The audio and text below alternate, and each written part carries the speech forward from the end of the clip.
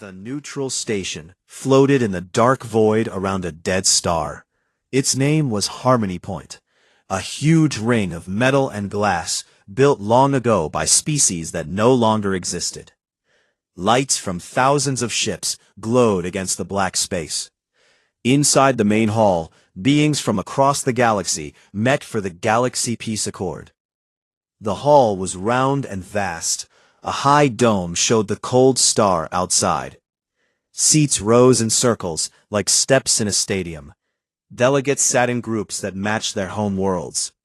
Tall, thin beings with silver skin sat next to short, furry ones with many eyes. Some floated in tanks of water. Others stood on 6 legs or hovered with wings. All waited quietly. In one section, the human group looked small. 5 people from Earth sat together. Daniel Harper led them. He was a calm man with gray hair and a soft voice.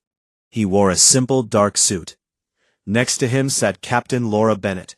She was tall, with short brown hair and sharp green eyes. Her Navy uniform was clean and straight. She had stars on her shoulders from years of command. Behind her stood 2 aides and 1 security officer. Laura had come on the Independence, Earth's best deep space ship. It waited outside the station with other human vessels. She had fought pirates in distant systems and stopped rogue machines that tried to destroy colonies. Aliens knew her name. Some respected her. Others feared her. The talks began. A machine voice spoke in every language at once. It said the Accord would bring peace forever. No more wars. No more borders. Every species must give up their strongest weapons. All fleets would shrink. A new council would decide big matters for everyone. The old empires, those with thousands of years of power, would lead the council. Delegates nodded. Many smiled. They had waited centuries for this day. One by one they stood and agreed. A bird-like being said yes. A crystal creature flashed colors of approval. Even some young species joined in. Then it was Earth's turn. Daniel Harper stood first. He spoke carefully. Humanity wants peace. We have lost many lives in past fights. We welcome trade and friendship. But we ask for time to study the full terms. Murmurs spread. Some aliens looked annoyed. The lead envoy rose from the center platform. His name was Kazathar. He was huge, like a walking insect with black armor plates. 6 arms moved slowly. His eyes glowed red. He spoke in a deep clicking voice that the translators made smooth. Time is not needed. The terms are clear. All must disarm. All must join. Refusal means you choose war over peace.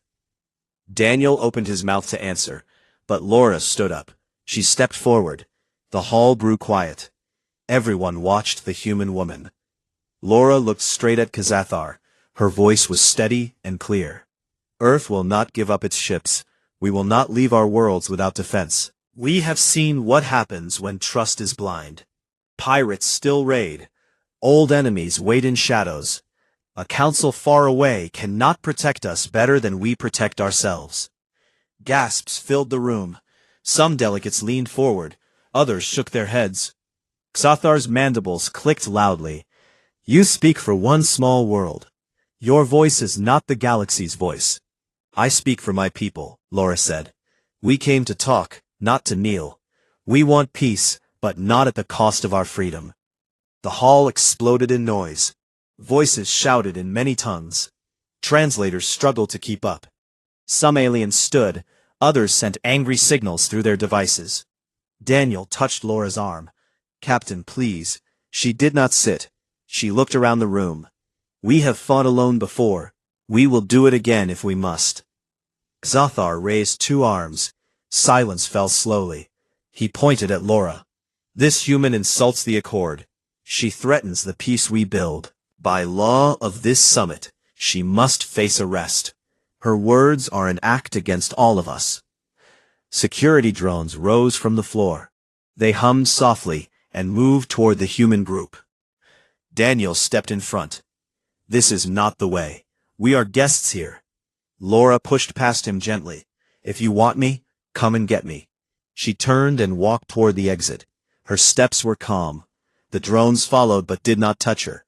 Aliens parted like water around a stone. As she reached the door, Kazathar's voice boomed again. Captain Bennett, you have 24 standard hours. Surrender yourself to the Council guards, or we will take your ship. We will take your world. The choice is yours. Laura stopped. She looked back over her shoulder. The choice was made long ago. Earth does not surrender its own. She walked out. The doors closed behind her with a soft hiss. Inside the hall, chaos returned. Delegates argued. Some demanded action. Others asked for calm. Daniel stayed behind, trying to speak to the envoys. His face looked tired. Outside, Laura moved quickly through the corridors. Harmony Point was a maze of halls and lifts. She reached a shuttle bay. Her pilot waited. They climbed aboard a small craft. As the shuttle left the station, Laura looked back at the huge ring. Lights still shone. Ships moved like insects around a lamp. She opened a secure line to the Independence. This is Bennett. Get the ship ready for fast departure. We may have company soon. The voice on the other end answered. Understood, Captain. Welcome back.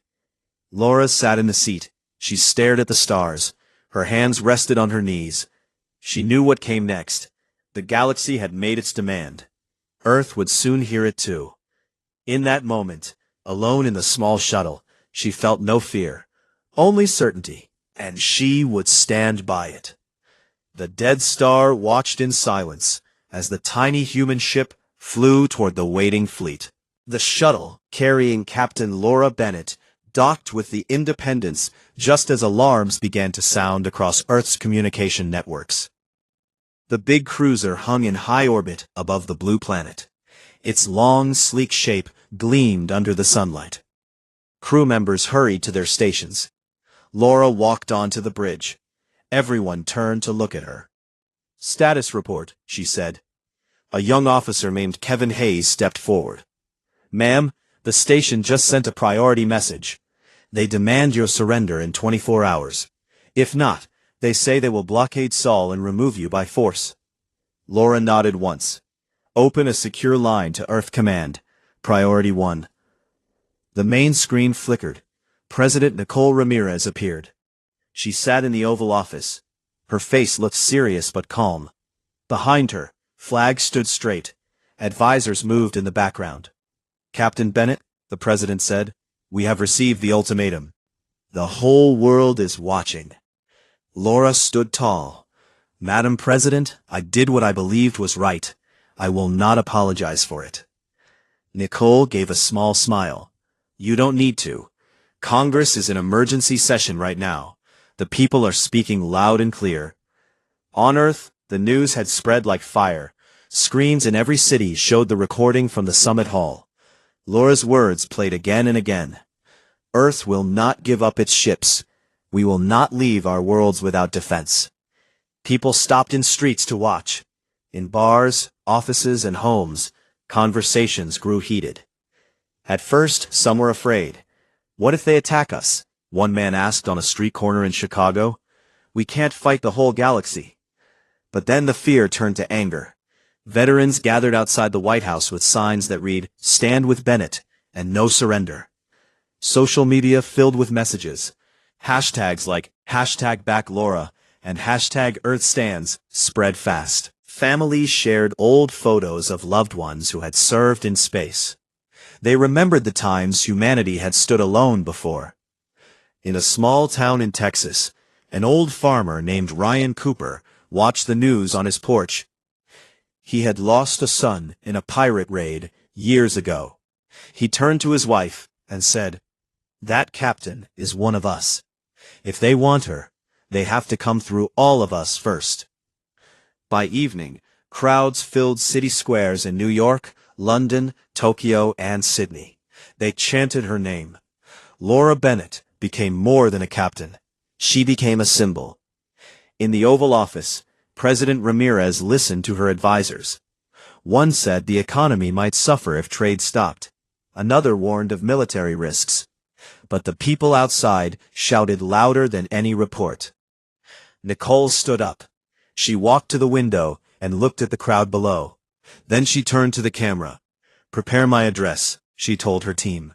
An hour later, she spoke to the world. The speech went live on every channel. People in homes, on ships, and in space stations watched. "Fellow citizens," she began. "Today, one of our own stood before the galaxy and said no to demands that would leave us weak and helpless." Captain Laura Bennett did not speak only for herself. She spoke for every man, woman, and child who has ever believed that freedom is worth defending. She paused. Her voice grew stronger. "We have built our home from nothing. We have faced storms, wars, and darkness. We have never asked permission to survive, and we will not start now. Captain Bennett will not be handed over. Earth backs her decision fully. We stand together."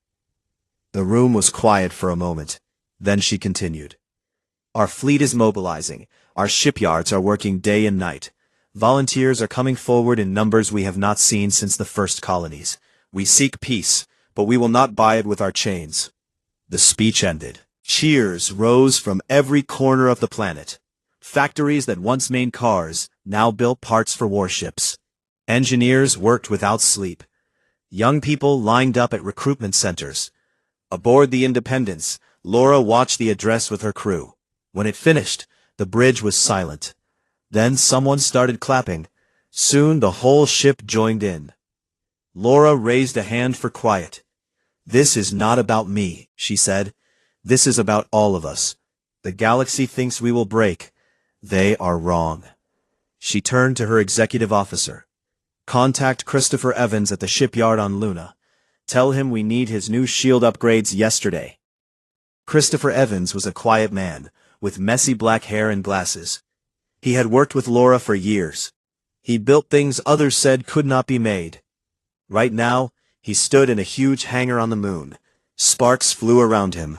Workers welded plates onto a prototype shield generator. When the call came, he wiped his hands on his coat.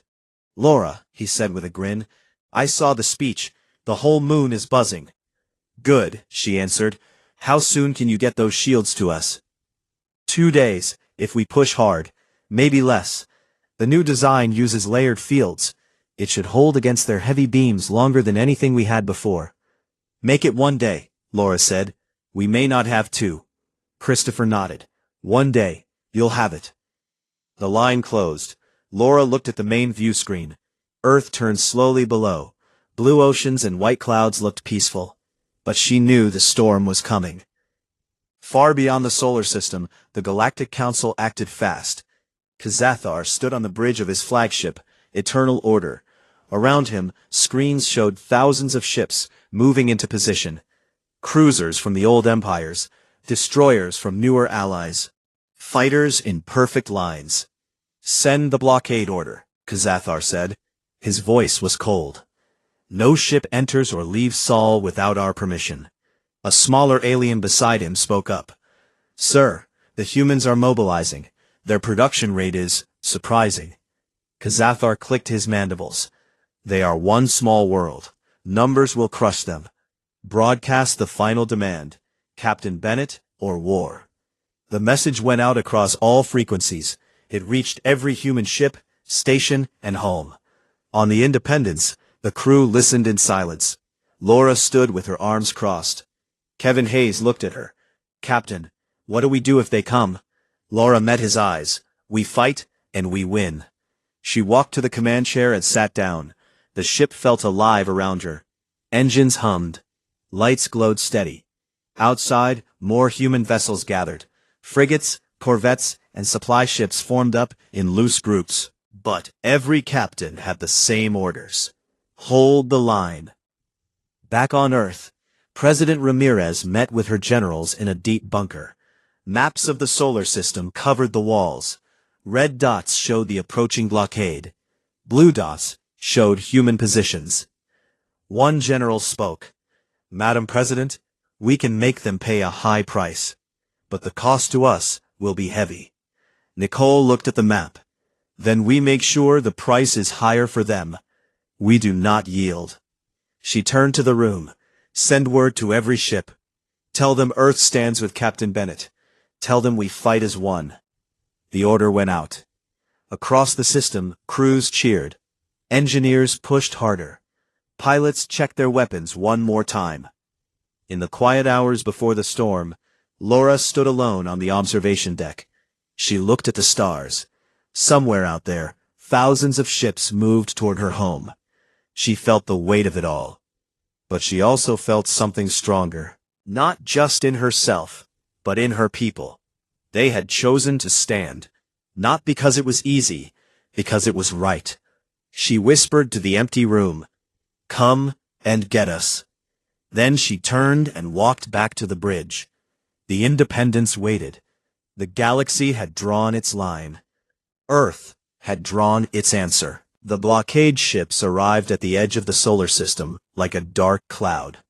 Thousands of them filled the space between Neptune and the Kuiper Belt. Their hulls were smooth and black, glowing with faint blue energy fields. The Galactic Council had sent its full strength. Cruisers the size of small cities, destroyers that could crack moons. Fighters swarmed like angry insects. At the center floated Kazathar's flagship, Eternal Order, bigger than any human vessel.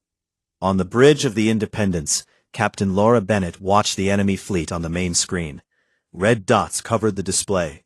Blue dots showed Earth's ships, fewer, much fewer. She stood with her hands behind her back. Her face showed no fear. "Distance to the inner line?" she asked. Kevin Hayes checked his console.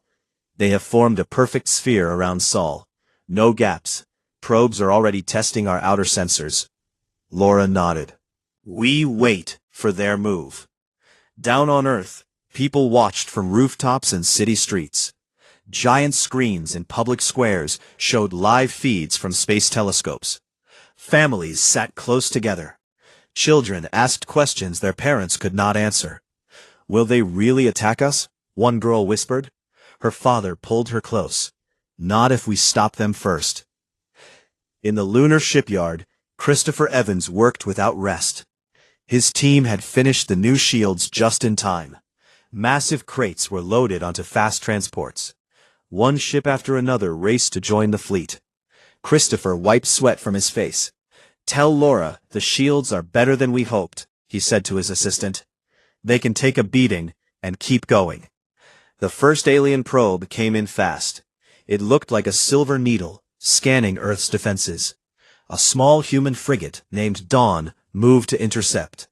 Its captain fired a warning shot. The probe ignored it and kept coming. Then, Dawn launched a swarm of tiny drones. The drones flew in wild patterns. Loops, zigzags, sudden stops. No alien pilot could predict them.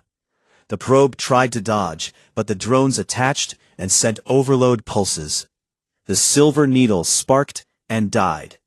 Shears rose on human ships. The message was clear: do not come closer without a fight.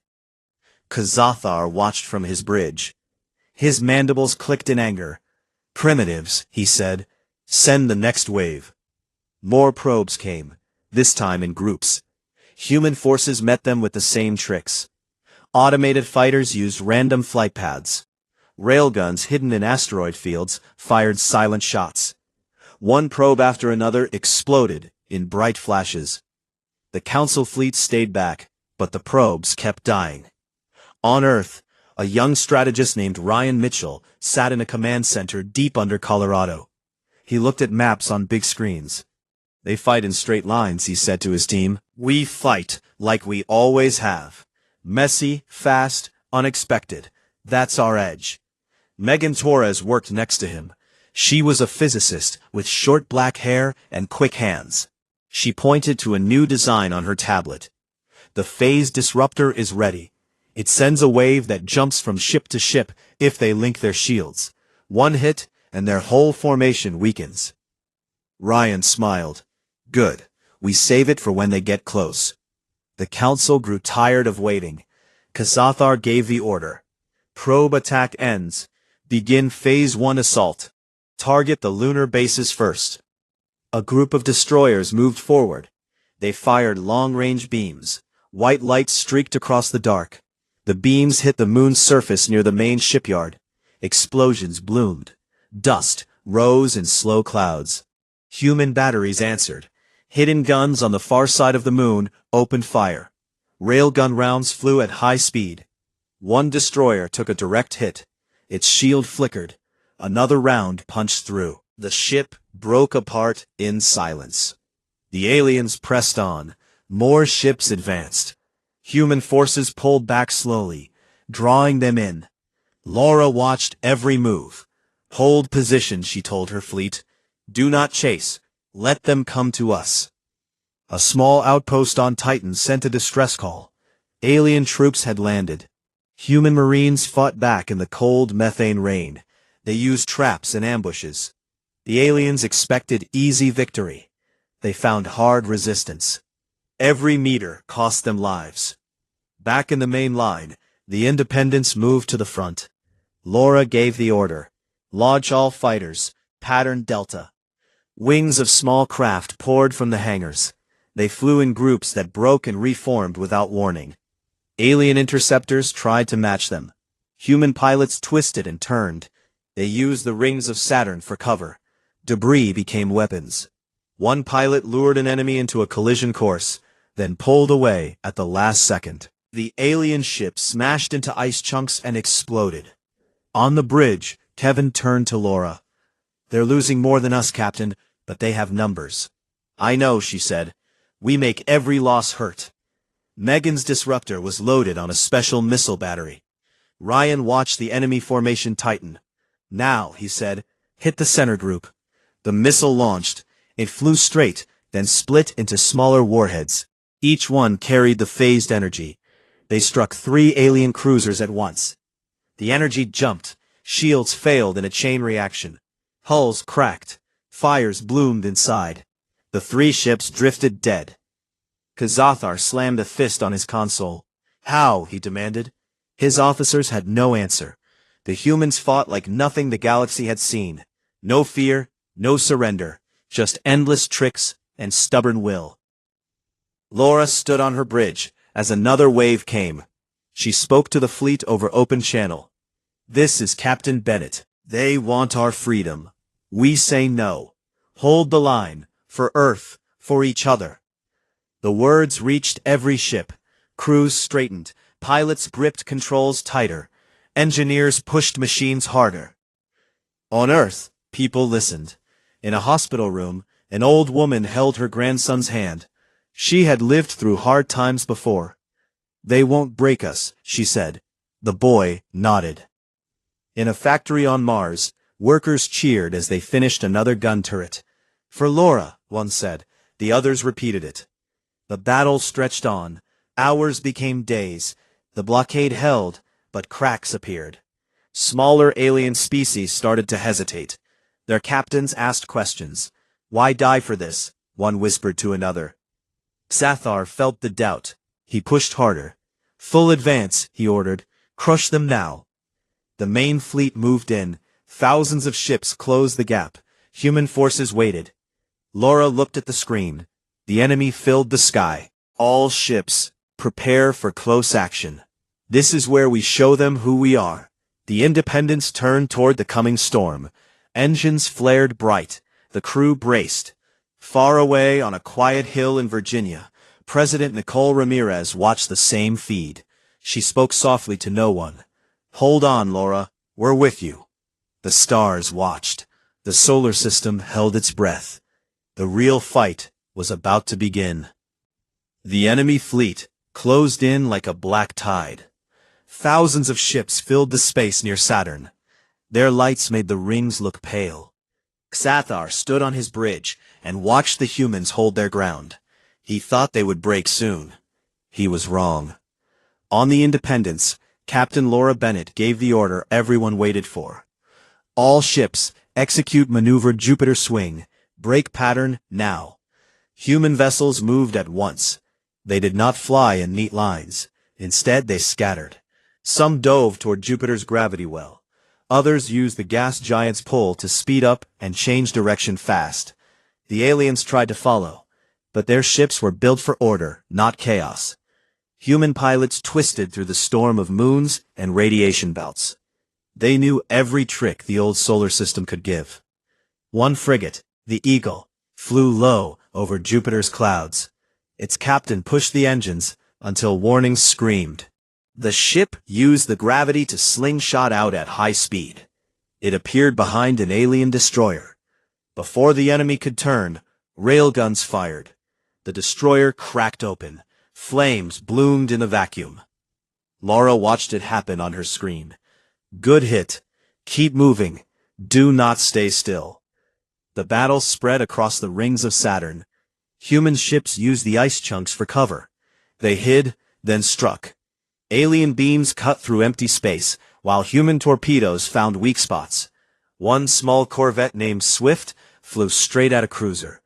The pilot waited until the last second, then rolled away. The alien ship fired too late. Its own beam hit a ring fragment and scattered. On Earth, people watched the live feed. In living rooms and bars, they held their breath. When a human ship scored a kill, cheers rose.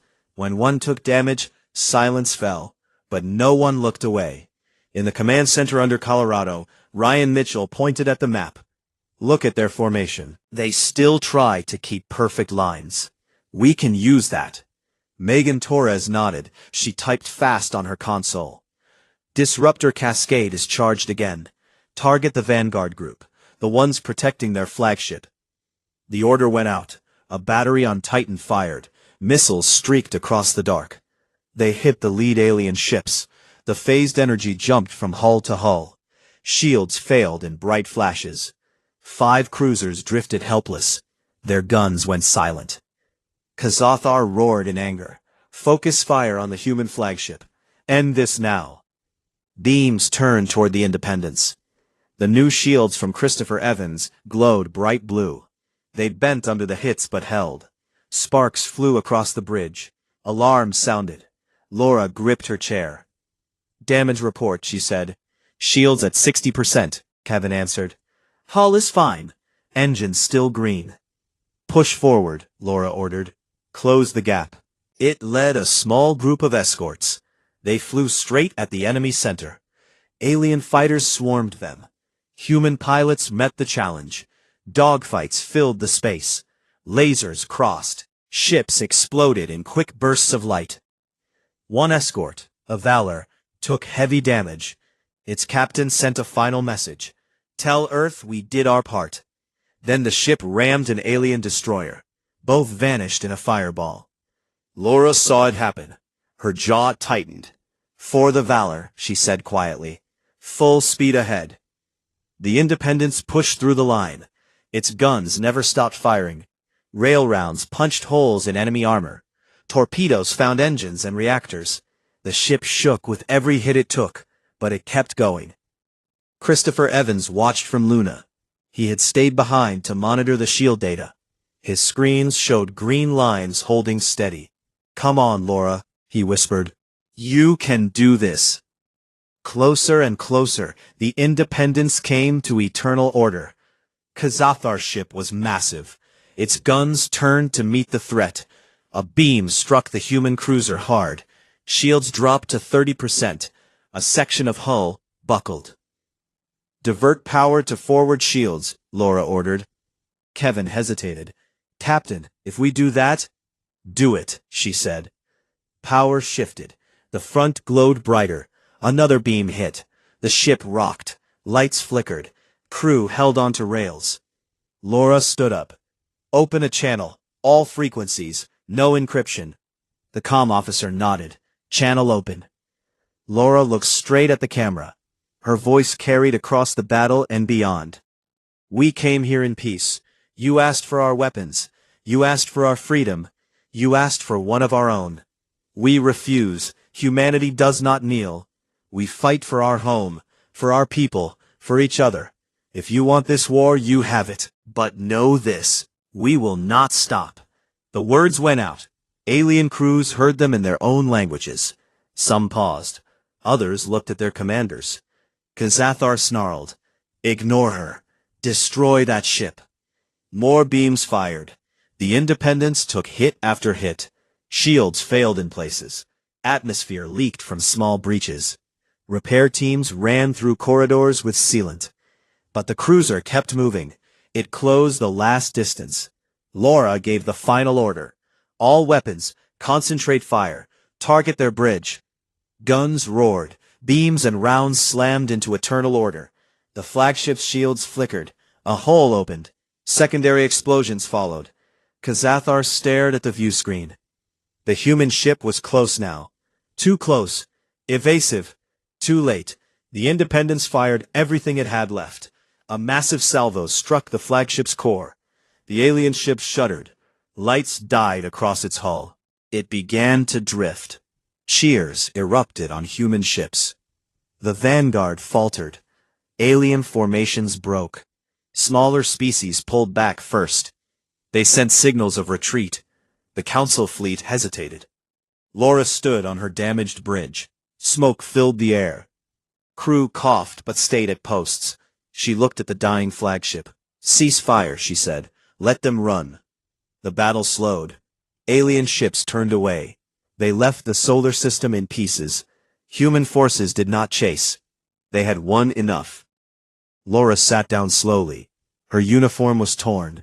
Blood ran from a cut on her forehead. Kevin looked at her with wide eyes. "Captain, we did it." She gave a tired smile. "We held. That's what matters." On Earth, the screens showed the enemy retreat. People jumped up. They hugged strangers in the streets. Tears fell. Cheers shook buildings. President Nicole Ramirez watched from their office. She wiped her eyes. They really held. In the quiet after the storm, Laura looked out at the stars. Saturn's rings still turned slow and calm. The Independence limped but floated. Repair ships already moved in. She thought of the lives lost, the friends gone. The cost was high, but the message was clear. The galaxy had come for one woman. It found a whole species waiting. Laura closed her eyes for a moment. Then she opened them again. "Get me a line to Earth," she said. "Tell them we're coming home." The bridge crew smiled. The ship turned slowly toward the blue planet below. The fight was not over, but the hardest part was done. Humanity had stood, and the stars would remember. The alien fleet pulled back slowly. Their ships turned one by one and headed toward the outer edge of the solar system. No cheers came from their bridges, only quiet orders and damaged hulls. Kazathar stood on what remained of his flagship bridge. Lights flickered, smoke hung in the air. His red eyes stared at the view screen where the Independence still floated, scarred but unbroken. He spoke no words of defeat. He simply gave the order to retreat. The Council had lost too much. Smaller species had already left the line. They sent messages of withdrawal. The dream of total control over humanity was gone. On the Independence, silence held for a long moment. Crew members looked at each other. Some sat on the floor. Others leaned against walls. The bridge smelled of burnt wires and sweat. Laura Bennett stood in the center. Blood dried on her cheek. Her uniform was torn at the shoulder. She took a slow breath. "Damage control teams, report," she said. Voices answered one after another. "Hull breaches sealed. Engines at half power. Life support stable. Casualties heavy, but not total. The ship lived." Laura turned to Kevin Hayes. "Send a message to Earth Command. Enemy in full retreat. We hold the system." Kevin nodded and typed. The words went out on every channel. Within minutes, the news reached the planet. In cities across Earth, people erupted. Streets filled with crowds. Horns honked. Flags waved. In Times Square, a giant screen showed the alien ships leaving. People jumped and hugged. Tears mixed with smiles. In small villages, families stood outside and looked at the sky.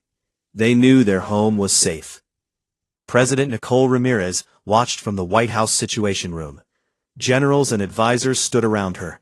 When the confirmation came, she closed her eyes for a second. Then she smiled. "Get me the Council's frequency," she said. "It's time to talk." The channel opened. A new envoy appeared on screen. Not Kazathar. This one was smaller, a diplomat from a neutral species. His voice was calm. Human leaders, he began, the Council offers terms. We withdraw all forces. We end the blockade. In return, we ask for a new accord, one that respects your sovereignty. Nicole leaned forward. No disarmament, no tribute, no Council control over our defense. Those are our terms. The envoy paused. Then he nodded. Agreed. We will meet at a neutral point. Bring your representatives. The call ended. Nicole turned to her team. Prepare the shuttle, and tell Captain Bennett she's coming with us. Repair ships swarmed the Independence. They patched holes and replaced parts. Laura walked the corridors. She stopped to speak with wounded crew in the medical bay. She shook hands with engineers. She thanked every person she saw. Christopher Evans arrived on a supply shuttle. He found Laura in the observation deck. They stood together and looked at Earth. You did it, he said. We did it, she answered. All of us. He smiled. The new treaty will be signed soon. They want you there. Laura looked at the blue planet. I'll go, but only to make sure they remember. Days later, a small fleet of human ships left for the meeting point. The Independence led them. It still showed battle scars, but its lights burned bright. The new summit happened on a quiet station near Proxima Centauri. No grand hall this time. Just a simple room with a round table. Human delegates sat on one side, aliens on the other. Daniel Harper led the talks. He spoke clearly and firm. The treaty was short. Each side kept its weapons. Trade would open slowly. No one would dictate to anyone else. Disputes would be handled by talk, not force. Earth joined as an equal, not a subject. When the papers were signed, everyone stood. No big speeches, just quiet nods. The galaxy had learned something new. Laura stood at the back. She wore a fresh uniform. No stars on her shoulders this time, just the simple bars of a captain. An alien delegate walked up to her. He was tall and thin, with pale skin.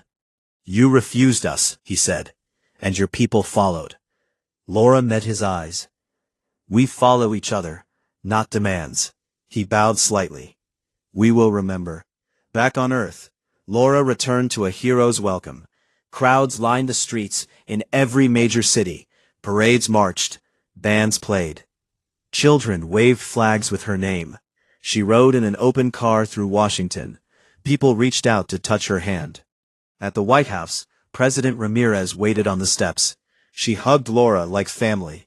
You gave us more than a victory, Nicole said. You gave us pride. I just said what we all believe.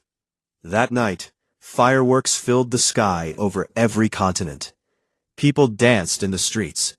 Old enemies became friends again. The world felt stronger. Years passed. The story of that day became legend. Children learned it in school. One woman said no, teachers told them. And a whole planet said yes with her. Ships from other stars visited Earth more often. They came to trade, to learn, to understand. Aliens spoke of humans in quiet voices. They are stubborn, some said. They are loyal, others added. Never ask them to abandon their own. Laura retired from command after a few more years. She taught at the academy. Young officers listened when she spoke. She told them simple things. Fight smart. Fight together. Never give up on your people. One evening she stood on a hill outside her home. The sun set over green fields. Stars began to appear. She looked up at them. It was bigger than before, but it knew Earth's name now. She thought of the friends she lost, the battles she fought, the moment she walked out of that hall. A soft wind blew. She smiled. Thank you, she whispered to the night. Not just to her crew, not just to Earth. To every human who chose to stand. Because in the end, that was the real power. Not the ships, not the weapons. The choice to back one of their own, no matter the cost. The stars shone brighter that night. And somewhere, far away, another small world looked up. They wondered if they could be that strong too. Earth had shown them it was possible.